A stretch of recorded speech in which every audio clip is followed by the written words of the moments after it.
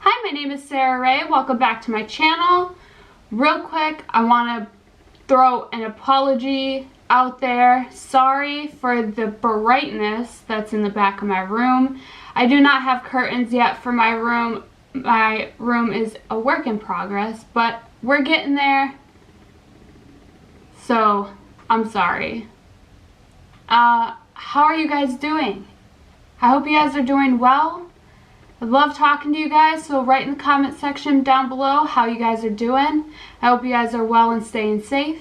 Now, today's video is about 7 tips on how to go about coping and recovering from surgery. This is aimed for people with IBD, Crohn's disease, and ulcerative colitis, because those are some major surgeries we go through. And this could be aimed towards anybody who goes through some major surgeries in general as well. So, now, you guys know the drill. Like, comment, subscribe, hit the bell for notifications of when I upload, and let's get into the video. Real quick, if you guys see me looking down this way, it is because I have a notebook filled with little tidbits. Not only the 7 tips I'm going to tell you guys, but also little things I want to say and make sure I tell you guys. So if you see me looking down that way, that is why. Now, into the video. The first tip I want to tell you is to expect a variety of emotions. You went through surgery. You are going to experience different emotions. You're going to experience fearful, anger, resentment, depression even. You might even experience some of the 5 stages of grief because your body no longer is the same as it was before. Your life might not even be the same as it was before.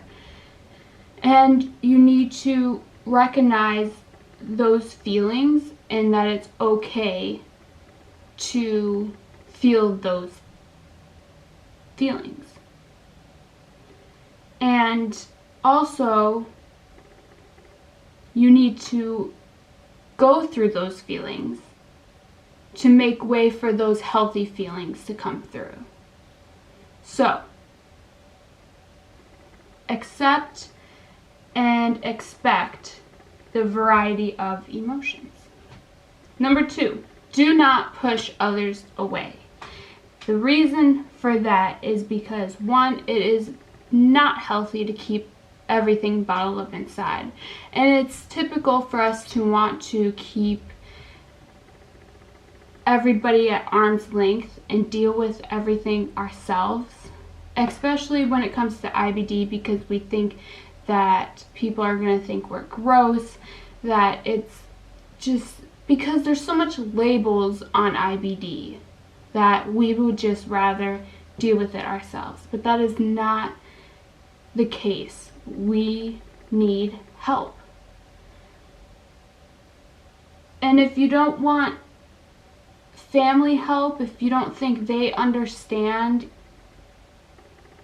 find maybe a group online, maybe a Facebook group, or go to the CCFA and online and see if there's a way you can find a group through there. There are IBD CCFA chapters that they put on events, and you can see if you maybe give them a call. YouTube, watch videos and see that you're not alone. Or you may find a YouTuber that has her email address in the description box down below, and you can email her and talk. And the reason why I say to talk to somebody who has experiences IBD with you is because then you get to share what you're going through. You get to vent, laugh, cry, get all that out together. So, and talking to family, I'm not saying don't talk to them as well. Start out there first, because you never know. Maybe they can help you. But don't push people away. You never know. They might be able to help you. Don't be afraid to ask for help. That is number 3.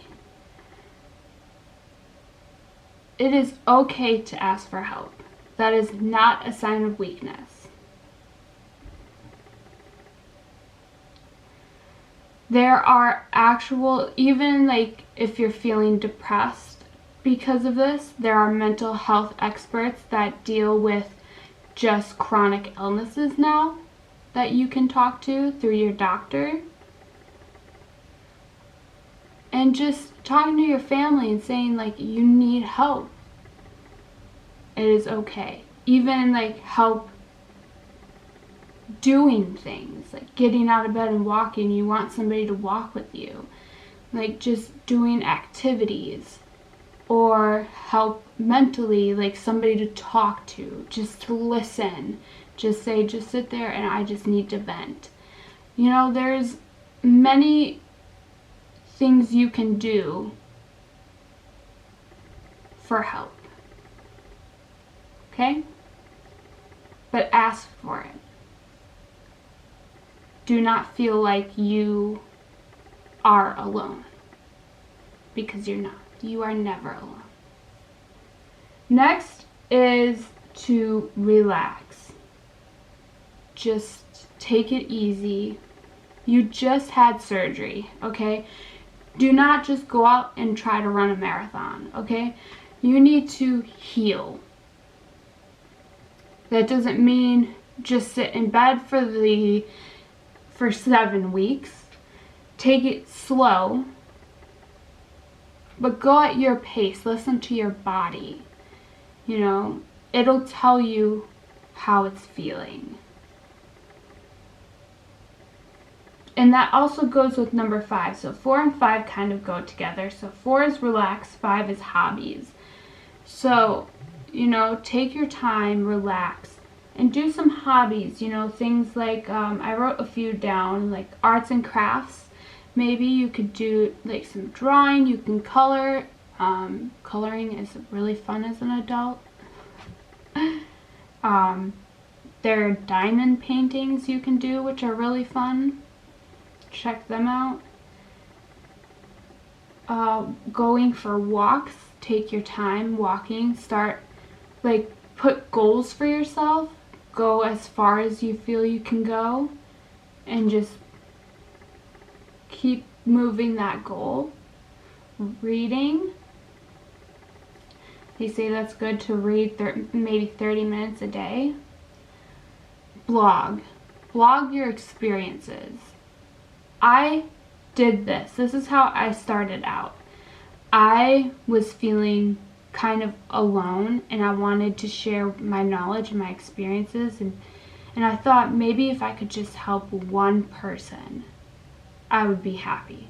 And that's how I still feel to this day. Even if one person watches this video, I would be happy.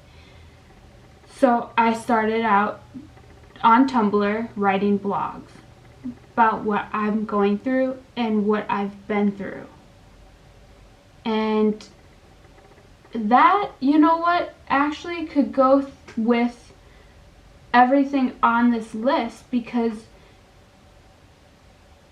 you are venting, so you're putting out the emotions that you are feeling, and you're doing a hobby, you're relaxing. It's kind of, if you're asking for help, maybe you don't know, somebody might write back and tell you their experiences or what they feel, you know? You never know. And you're not pushing others away, you're bringing people in. So this could go for a lot of different tips for coping and recovering. So blogging is pretty fun. So hey, do it for you if that's what you're into. You never know what could happen. Movies, playing video or computer games. Those are a few things you could do. Try writing poetry. I'm big into poetry. It's fun, just getting things out there. journaling. Journaling's a fun way to get and express how you feel. So that kind of gets that out of there, that emotion. From number one, expecting a variety of emotions, getting that out there so you can make way for those healthy emotions. Okay, so there's a lot of hobbies you can do. Now, number 6, go outside.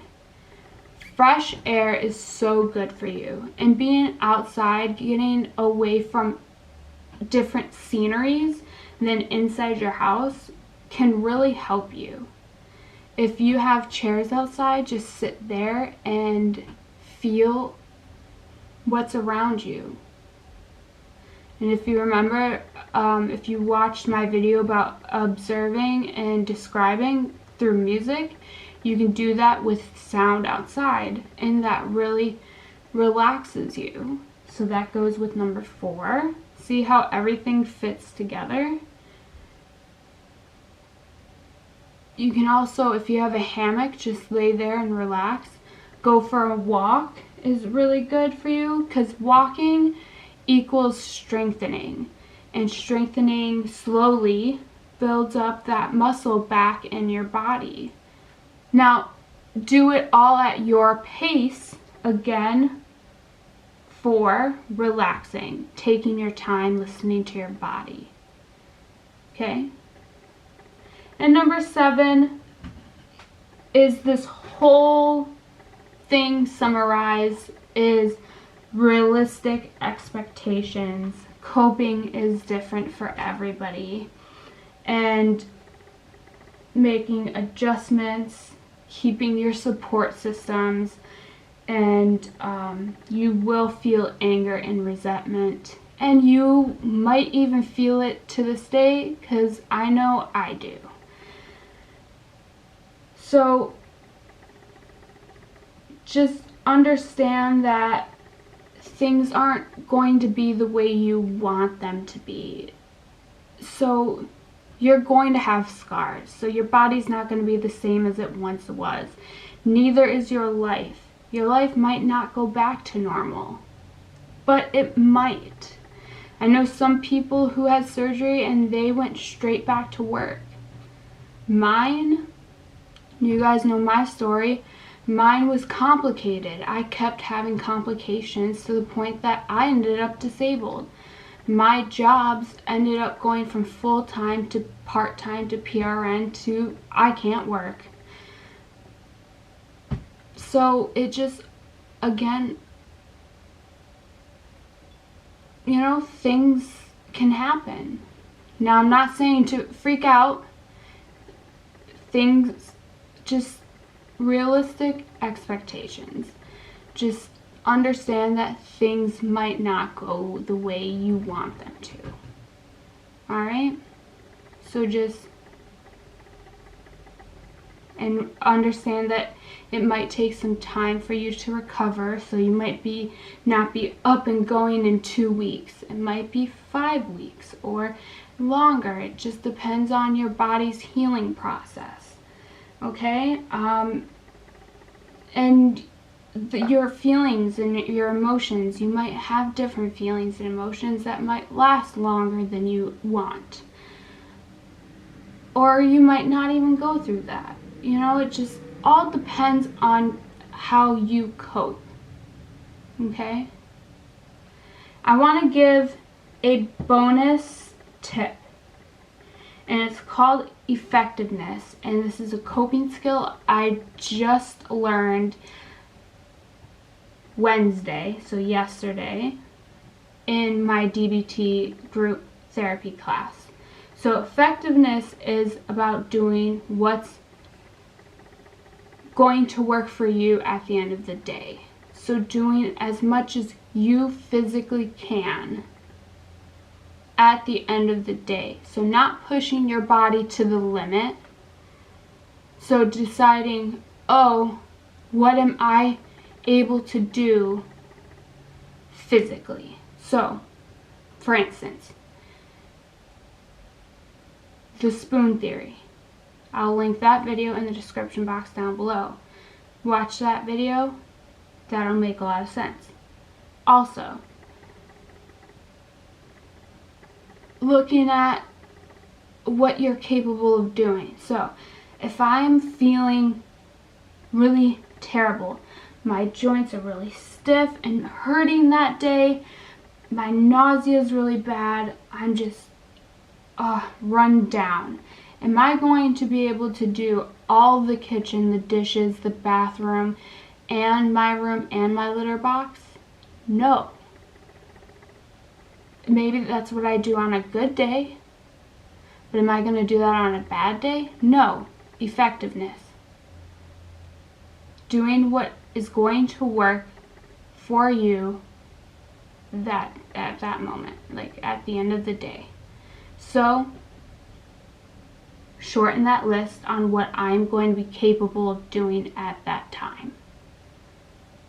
And being okay with it. So, Hershey. That is a coping skill that kind of goes with realistic expectations. So, just knowing and understanding that you're not going to get up and run a marathon. You're not going to be able to get up and go and clean your house. You might get up and make your bed, and that is okay. And maybe in a week you might be able to get up and clean up your room and make your bed. And that is awesome. And slowly you will make it to whatever you're wanting and your big goal is. That's effectiveness. So, the one thing my therapist said is don't should yourself. I should be doing this. I should be doing that. Don't do that. It's what you're capable of doing.